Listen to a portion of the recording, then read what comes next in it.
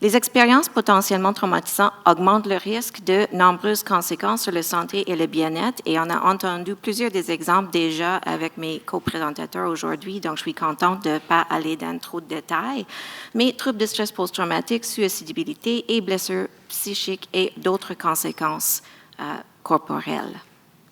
Donc, pour qui?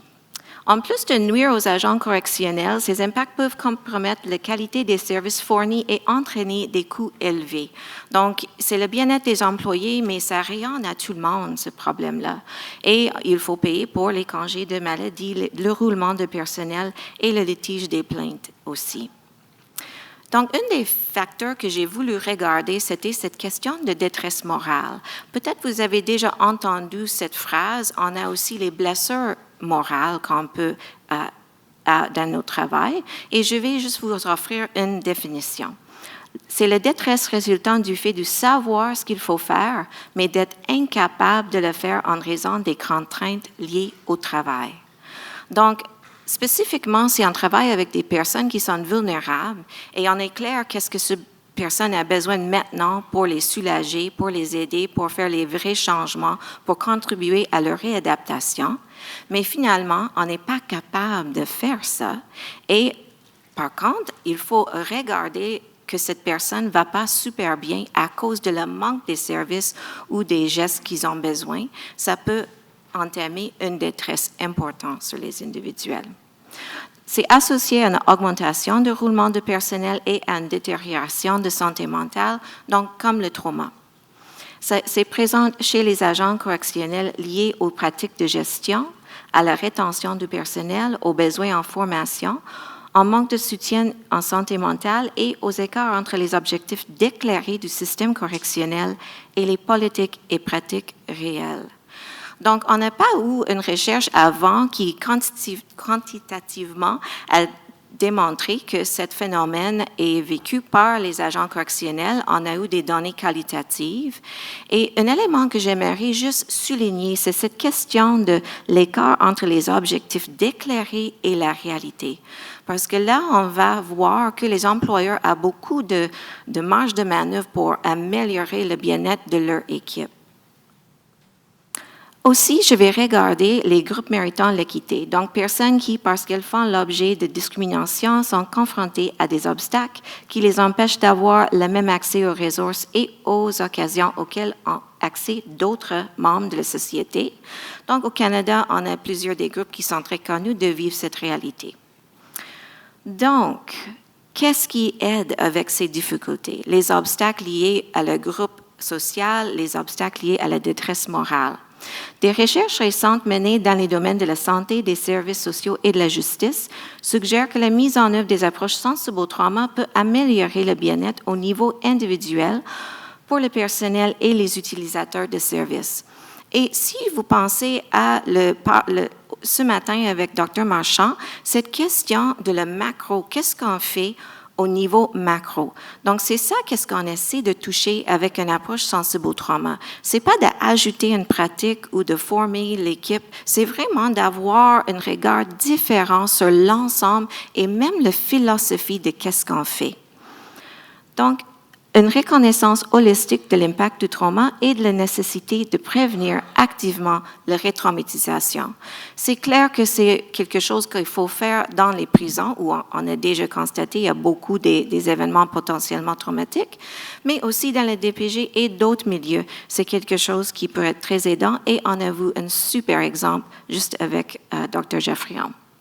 Mais peu de recherches ont été menées en général dans les prisons, encore moins au sujet des agents correctionnels et encore moins sur les impacts potentiels des pratiques organisationnelles sur les questions culturelles, historiques et de genre vécues par les agents correctionnels. Et si on regarde dans nos médias au Canada et au Québec, on voit des exemples des recours collectifs menés par les groupes qui ont vécu des expériences incroyables comme agents correctionnels. Entre autres, d'être laissés toutes seules quand ils appellent pour une aide dans une crise et personne ne vient les aider. Donc, ce n'est pas quelque chose qui est pas un grand problème, c'est quelque chose assez sérieux. Donc, que faire? L'objectif de notre étude, c'était d'explorer les pratiques organisationnelles sensibles au trauma afin de réduire le stress traumatique, détresse morale et impact potentiel liés à l'appartenance d'un groupe méritant l'équité et décrire les perspectives relatives à ces défis auprès des agents correctionnels canadiens. J'ai eu 3 hypothèses. Une, qu'une détresse morale sera observée parmi ces agents correctionnels, qu'une approche organisationnelle macro sensible au trauma sera corrélée à des niveaux de détresse morale plus faibles et que les agents correctionnels appartenant à des groupes méritant l'équité éprouvant des niveaux plus élevés de détresse morale. J'ai eu l'hypothèse que peut-être ce manque de cohérence est peut-être plus grave pour ces membres de notre communauté. Donc, la collecte de données a été faite avec un questionnaire anonyme comprenant les mesures validées et l'opportunité de partager librement.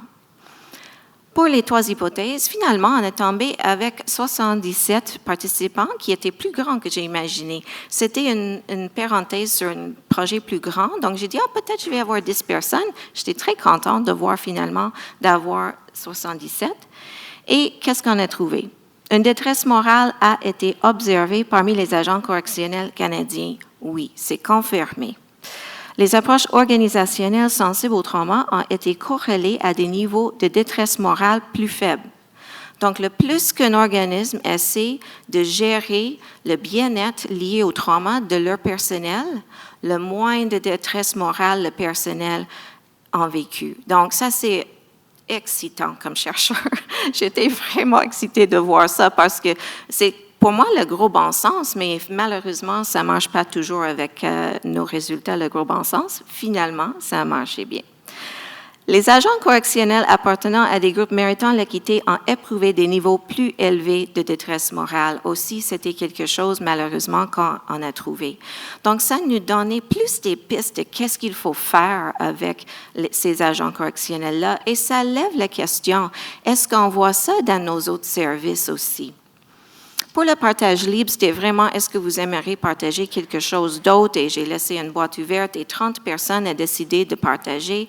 Je suis vraiment triste à dire que chacune de ces personnes a dit la même chose dans les façons différentes. Le service correctionnel ne s'occupe pas de ses employés. Évidemment, il y a beaucoup de personnes qui n'ont pas répondu, donc je ne soupçonne pas que c'est chaque employé qui a eu cette expérience et nos résultats ne suggèrent pas que c'est 100% des personnes qui ont cette expérience, donc il faut souligner ça, malgré que les données qualitatives étaient assez critiques.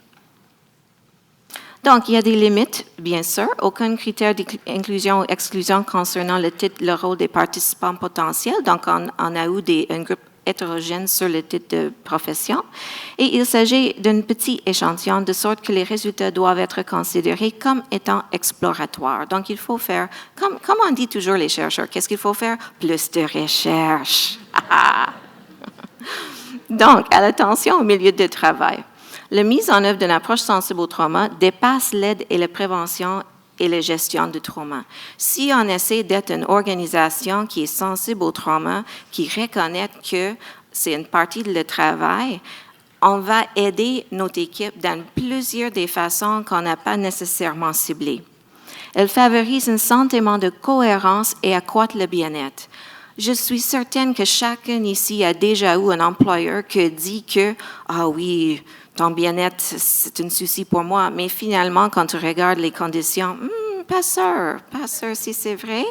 Donc, c'est ce type de cohérence qu'il faut regarder si on veut que notre équipe est bien.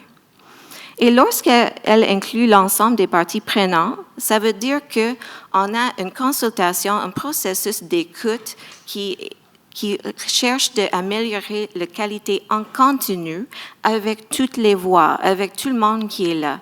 Et comme était bien dit avant moi, il faut aller avec l'équipe locale. On ne peut pas mettre quelque chose, un modèle qui est juste, ah oui, ça c'est la formule pour le bien-être. Non, il faut aller avec l'équipe qui est là pour mieux comprendre leurs besoins spécifiques. Donc, je vous remercie pour votre attention.